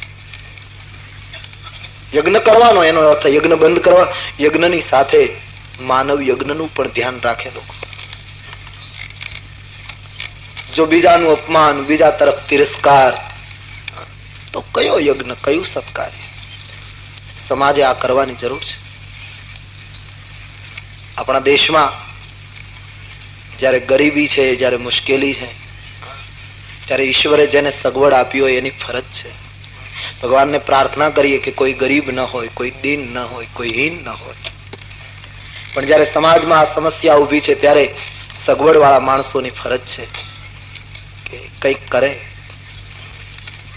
બુદ્ધિ આપી હોય તો બુદ્ધિથી કરે, શક્તિ આપી હોય તો શક્તિથી કરે, સંપત્તિ આપી હોય તો સંપત્તિથી કરે, પણ કંઈક કરે. સમયની આ માંગ છે, નહીતર બહુ મોડા પડ્યા ગણાશો. ભવિષ્યનો સમાજ મને તમને અપરાધી ગણશે કે તમે કંઈક કર્યું નથી, તમારી પાસે શક્તિ હતી તો પણ. કંઈક કરવું જોઈએ માણસ, જેટલું બને એટલું જલ્દી કરી લેવું જોઈએ. મગ અને ચોખા ખાલી એમને કાચા ભેળવેલા હોય અને તમે ગિરનારની પરિક્રમામાં નીકળો પોટલી બાંધીને, તો વાંધો નહીં, કાલે ખીચડી બનાવો તો ચાલે, પરમ દિવસે ચાલે, ઘરે આવીને રાંધો તોય ચાલે, કારણ કે ખાલી મગ ચોખા ભળેલા છે. પછી ખીચડી કરો તોય ચાલશે. પણ ખીચડી રંધાઈ ગઈ હોય અને પછી તમે પોટલામાં બાંધી દો, કાં તો ફેંકી દેવી પડે, કાં તો રંધાઈ ગયેલી ખીચડી તો જેટલું બને એમ કોઈને ખવડાવી દેવી જોઈએ. એમ અત્યારના કાળમાં ખીચડી રંધાઈ ગઈ છે, હવે કાં તો ખવડાવી દો, કંઈક કરી લો. મગ ચોખા ખાલી ભેળવેલા જ હોય તો વાંધો નહીં, 15 દિવસ પછી કરો તોય ચાલશે, પણ ખીચડી રંધાઈ ચૂકી છે. યજ્ઞ એનું નામ છે જ્યાં બધાનો સ્વીકાર થાય, જ્યાં બધાને આવકાર મળે. આપણા ઋષિઓએ આ જ કામ કર્યું છે. પુરાણો જોતા પ્રમાણ આપીને કહી શકાય આ જ કામ કર્યું છે. એ તો વચ્ચેના કાળમાં થોડી મુશ્કેલી આવી ગઈ કે લોકો એ અર્થો ખોટા કરે.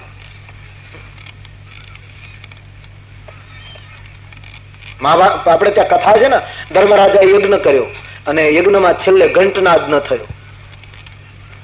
યજ્ઞમાં એવો નિયમ કે છેલ્લે જો પરિપૂર્ણ યજ્ઞ થયો હોય તો એની મેળાએ ઘંટ વાગવા માંડે.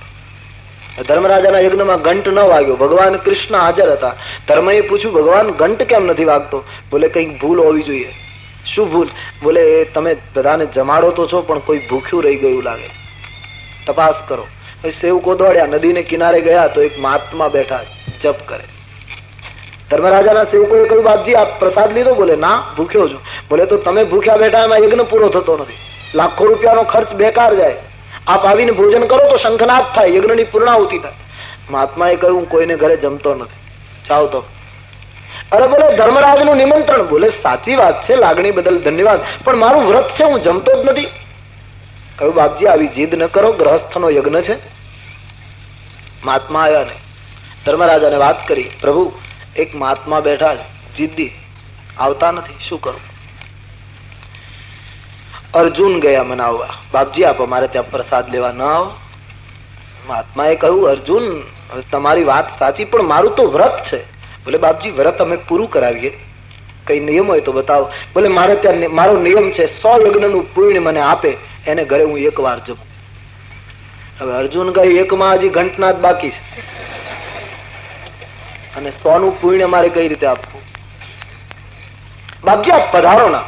બોલે પણ મારું વ્રત છે, હું કેમ આવી શકું? 100 નું પુણ્ય આપો તો આવી શકું. અર્જુન પાછા ફર્યા. સહદેવ ગયા, નકુલ ગયા, મહાત્મા આવતા નથી. ભીમસેને કહ્યું, હું જાઉં તેડીને લઈ આવું. ધર્મરાજાએ કહ્યું, સંત ઉપર બળજબરી થાય નહીં, શું કરવું? છેલ્લે દ્રૌપદી તૈયાર થયા છે, બહુ સમજદાર છે. દ્રૌપદીએ કહ્યું, હું જાઉં. ધર્મરાજાએ કહ્યું, કોઈનાથી ના આવ્યા, એ તમારાથી આવશે. બોલે મને જવા દો, પ્રયાસ તો કરું. દ્રૌપદી માટે વાહન તૈયાર થયું. આ તો રાણી છે. દ્રૌપદીએ ના પાડી, વાહનમાં નહીં જાઉં, સંતને મળવા જવું છે, હું પગે ચાલી જઈશ. સખીઓ સાથે દ્રૌપદી સંતની પાસે આવ્યા છે, પ્રણામ કરે છે. બાપજી અમારે ઘરે આપ પ્રસાદ લેવા ના આવો, યજ્ઞ અધૂરો પડ્યો છે. એટલે બેટા તારા પતિ આવી ગયા, એને કહ્યું પણ મારું તો વ્રત છે, 100 યજ્ઞનું પુણ્ય આપે એને ત્યાં જ જમું. બસ બાપજી 100 યજ્ઞનું પુણ્ય તમને કોઈ આપે તો તમે એને ઘરે જમો. બોલે હા, તો લાવો જળ આપો, સંકલ્પ કરાવો, હું અર્પણ કરું. બોલે 100 યજ્ઞનું પુણ્ય તારા પાસે છે, હજી તો તમારો એક યજ્ઞ અધૂરો પડ્યો છે. બોલે બાપજી એ યજ્ઞ અધૂરો પડ્યો છે, પણ મારી પાસે વધારે યજ્ઞનું પુણ્ય. કઈ રીતે? કે મેં ભગવાન શ્રી કૃષ્ણના મુખથી સાંભળ્યું છે કે સંતના દર્શન કરવા માટે શ્રદ્ધાથી માણસ પગલું ભરે તો એક એક પગલાનું પુણ્ય એક એક યજ્ઞ બરાબર છે. મહારાજ હું ઘરેથી નીકળી ત્યારથી ડગલા ગણતી આવી છું, 500 પગલા ભરીને અહીંયા પહોંચી છું. 100 નું લઈ લો ને 400 નું પાછું આપો. મહાત્મા ઉભા થઈ ગયા છે, કથા છે. દ્રૌપદીની સાથે આવી સંતે ભોજન લીધું છે. પછી યજ્ઞમાં ઘંટનાદ થયો છે. યજ્ઞનો અર્થ છે સ્વીકાર, તૃપ્તિ, બધાની તૃપ્તિ, સમન્વય. દક્ષના યજ્ઞનો પાયો જ ખોટો છે. એમણે શંકરજીથી જ વિરોધ શરૂ કર્યો. યજ્ઞ એટલા માટે દેખાડી દેવા માટે, બતાવી દેવા માટે.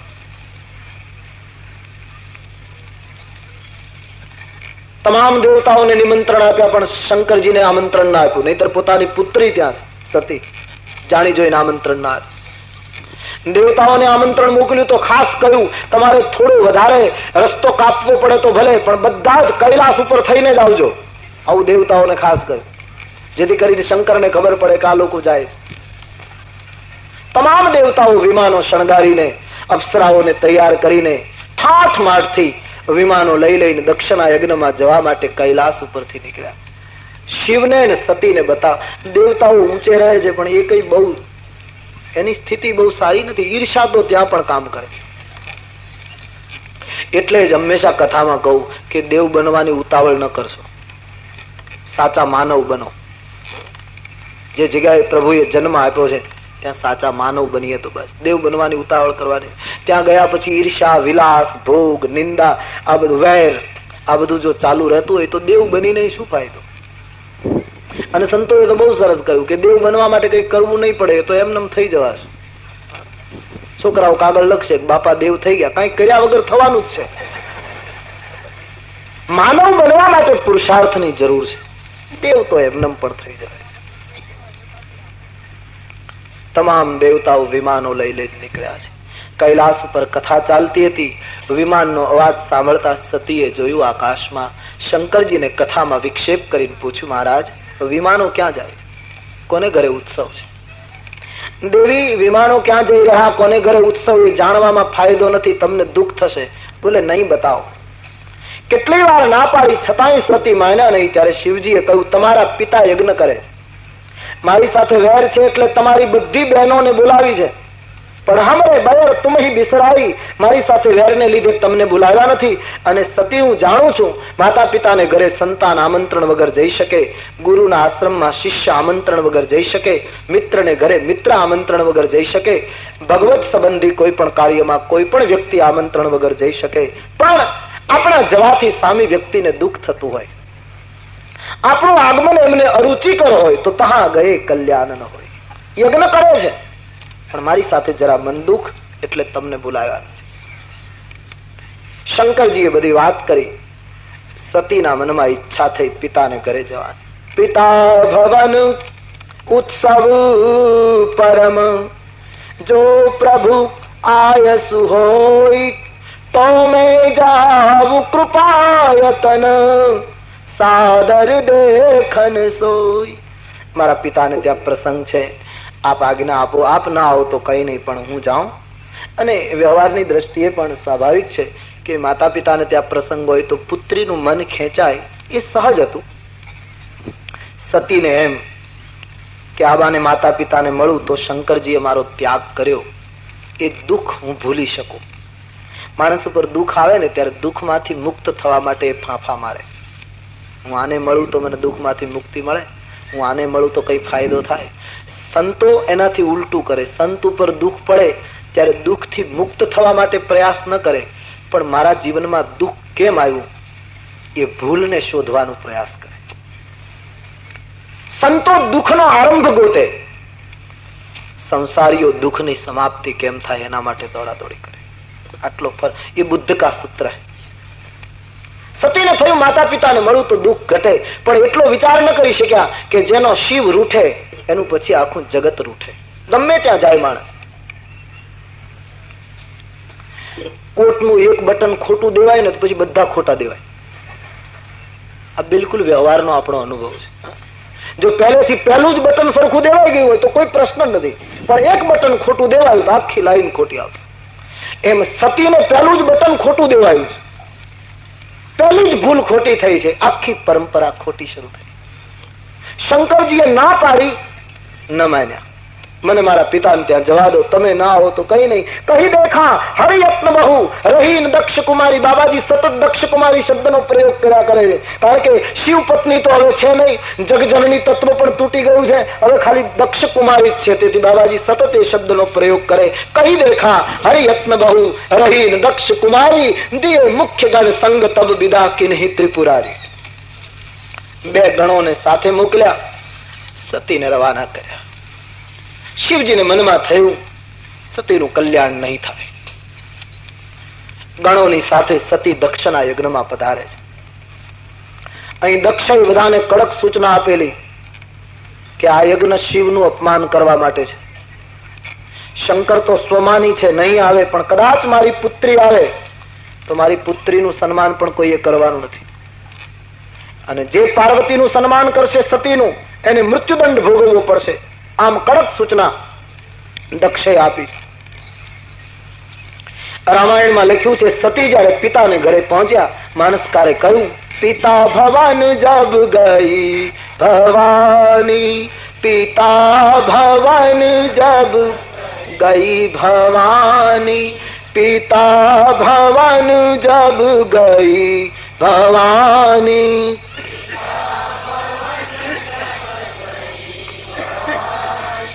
દક્ષ ત્રાસ કાહુ ન સન્માની, દક્ષ ત્રાસ કાહુ ન સન્માન.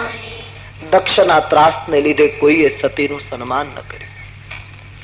પિતાજીએ તો સતીની સામે જોઈને એકદમ આંખ ફેરવી લીધી. સતીને જોઈને એના ગાત્રો સળગવા લાગ્યા. પિતાએ ભયંકર અપમાન કર્યું. રામાયણમાં એમ લખ્યું છે, સતીની બહેનો હતી, એ બહેનો મળી ખરી, પણ મેણા મારતી મારતી મળી. ભગીની મિલી બહુત મુસ્કાતા. સમય બદલે ને ત્યારે બધા વ્યંગ કરવા માટે. બધી બહેનો, તુલસીદાસજી તો અમારે મર્યાદાના સંત છે એટલે ચોખવટ ન કરે, એટલે એને ગુપ્ત રાખ્યું કે બધી બહેનો આમ મેણા મારે છે, વ્યંગમાં બોલે છે, હસે છે. ભવાનીને જોઈને બધી બહેનો પૂછવા લાગી, તમારે આમંત્રણ હતું? આવું વ્યંગમાં પૂછવા લાગી. એકલા જ કેમ આવ્યા છો? શિવજી કેમ નથી? બીજી બહેન કહેવા લાગી, હવે કપડા બપડા પહેરે છે કે હજી અમનમ ફરે છે? આવા વ્યંગ અને મેણા મારવા લાગી. ભસ્મ ચોળવાનું ચાલુ રાખ્યું કે બંધ રાખ્યું? મકાન બકાન બનાવ્યું કે હજી સ્મશાનમાં જ ફર્યા કરે? આમ વ્યંગ ભાષામાં બોલે. સતી દુખી થાય. કુટુંબના દરેક સદસ્યોએ સતીને મેણા માર્યા. રામ સધાય તો જગત આખું સધાય. જેનો ઈશ્વર રૂઠે એ ગમે ત્યાં જાય, બધું અવળું પડે. એક તત્વ એવું નીકળ્યું, એની માતાએ પ્રેમથી પુત્રીને બોલાવીને કહ્યું, બેટી ખોટું લગાડીશ નહીં, તારા પિતા આજકાલ સત્તાના નશામાં છે, હું તારી છું એમ કહીને પુત્રીને હૃદય ચાંપી. થોડીક રાહત થઈ સતીને. સીધા યજ્ઞશાળામાં જોવા ગયા. ચિક્કાર મેદની દેવતાઓ બેઠા છે, ઋષિઓ બેઠા, યજ્ઞ ચાલુ છે. પિતાજી ઘમંડમાં બેઠા છે. સતીને જોઈને એના ગાત્રો સળગવા લાગ્યા. સતીએ ચારે બાજુ જોયું તો કતહુ ન દીખ શંભુકર ભાગા. શંકરજીનું કોઈ જગ્યાએ સ્થાપન પણ નહીં. આટલું ભયંકર શિવજીનું અપમાન જોતા સતી ધ્રુજી ગયા. ગુસ્સો આવ્યો. તમે વિચાર કરો, એ કાળમાં પણ બીમારી તો હતી જ. નહીં તો ઋષિ મુનિઓની ફરજ નહોતી દક્ષને એમ ન કહેવાય કે શંકરના સ્થાપન વગર યજ્ઞ નહીં થઈ શકે?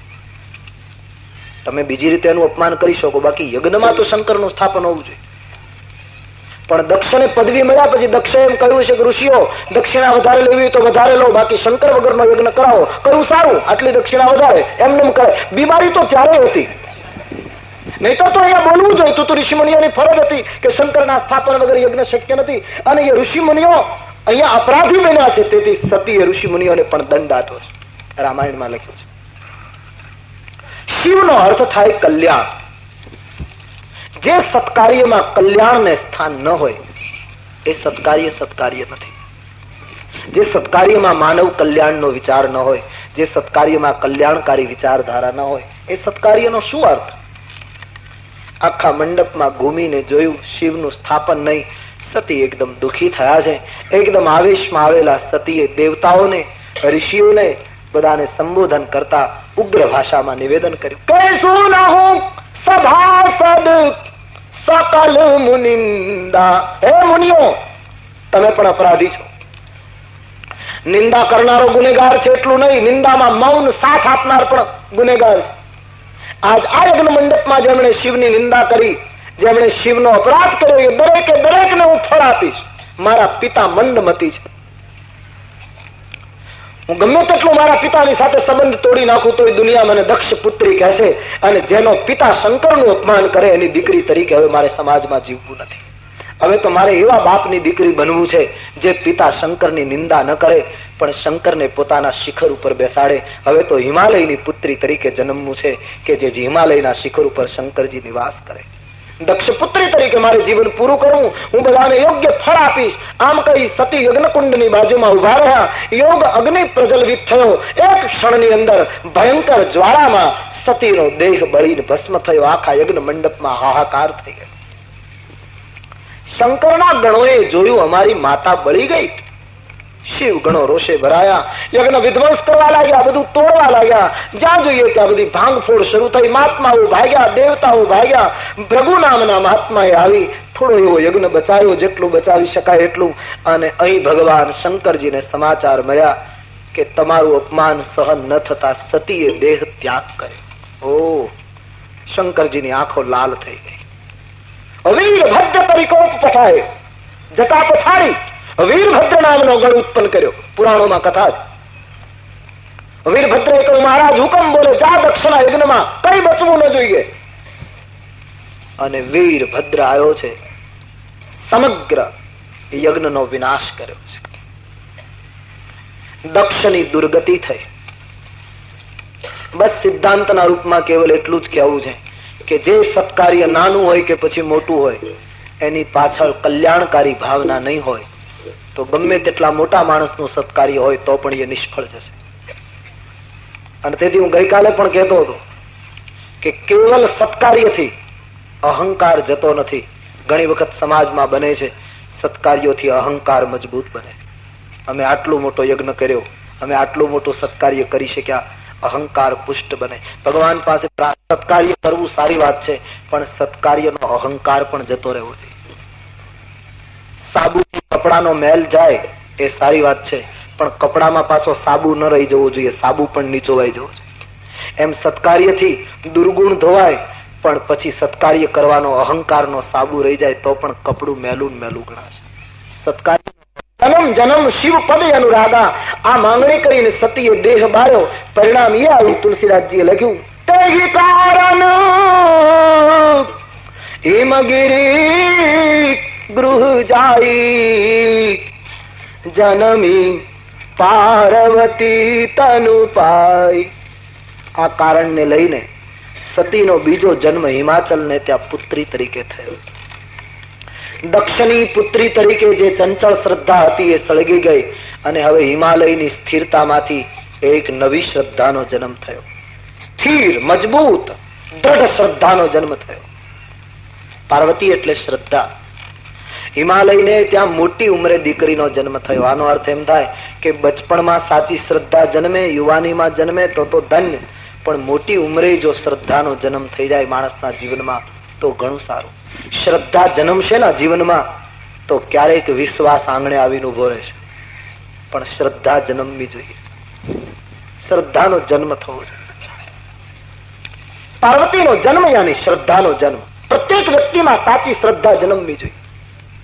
દિવસે દિવસે દીકરી મોટી થવા લાગી. આનો અર્થ એમ થાય શ્રદ્ધા આપણા જીવનમાં જન્મે પછી દિવસે દિવસે વધવી જોઈએ. ઉત્તરોત્તર શ્રદ્ધા વધવી જોઈએ.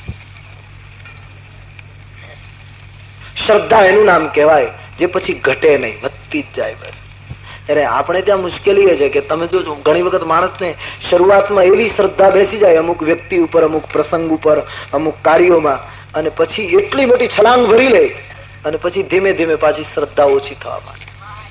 શ્રદ્ધા તો દીકરીની જેમ દિવસે દિવસે મોટી થવી જોઈએ. હિમાચલ પોતાની પુત્રીનું જતન કરે એમ વ્યક્તિએ પોતાની દીકરીની જેમ શ્રદ્ધાનું જતન કરવું જોઈએ. દીકરી જેમ જેમ મોટી થાય એટલે મા બાપને ચિંતા થવા લાગે.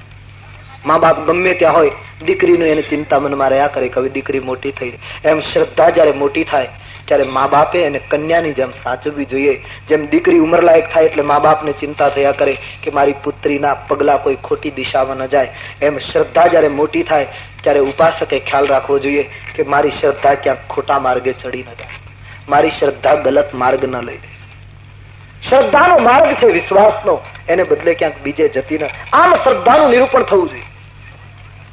ત્યારે આપણી મુશ્કેલી શું છે, શરૂઆતમાં શ્રદ્ધા બહુ હોય, પછી જેમ જેમ દિવસો થાય એમ ધીમે ધીમે ઘટતી જાય.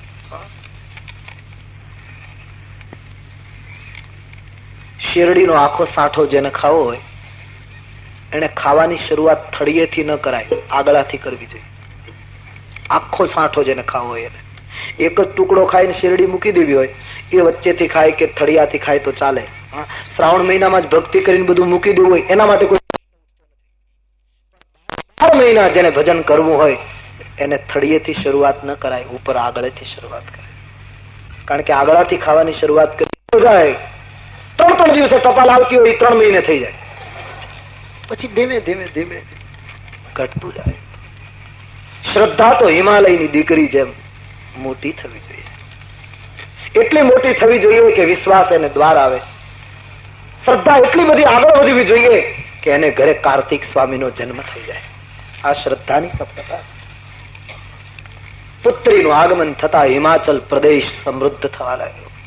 મણીઓની ખાણો નીકળવા લાગી, નદીઓ ચહુદીસી અંબરાઈ, સંત સભા ચહુદીસી અંબરાઈ, શ્રદ્ધા ઋતુ વસંત સમગાઈ, શ્રદ્ધા ઋતુ વસંત સમ. શ્રદ્ધા એ વસંત ઋતુ છે. બગીચામાં વસંત ઋતુ આવે ત્યારે મ્યુનિસિપાલિટીએ બોર્ડ મૂકવું પડે કે હવે અમારા બગીચામાં વસંત આવી ગઈ છે, ભમરાઓ હવે તમે જ્યાં હો ત્યાંથી આવી જાઓ.